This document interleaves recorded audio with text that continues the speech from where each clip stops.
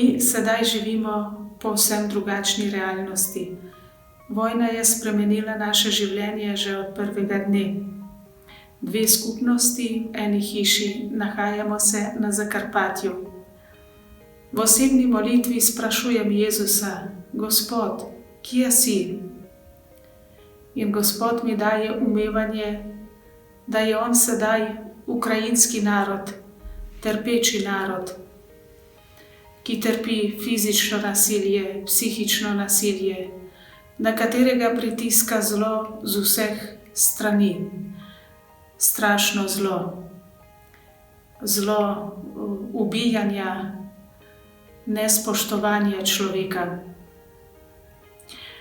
Ukrajinski narod, delček katerega sem tudi jaz, je sedaj Kristusovo telo. In Jezus mi pravi v teh trenutkih: bodi tu in čuj zdaj z menoj. Čuj zdaj in moli.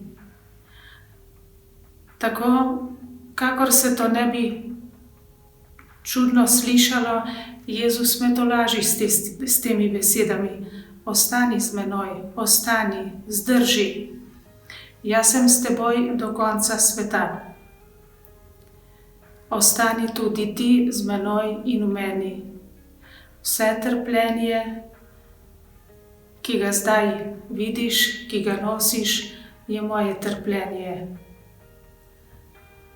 Zaupaj, ostani, bodi, zdrži. Tako me Jezus tolaži.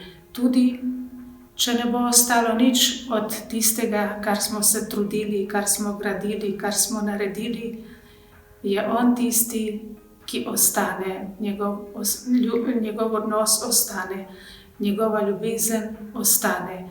Hvala ti, Jezus.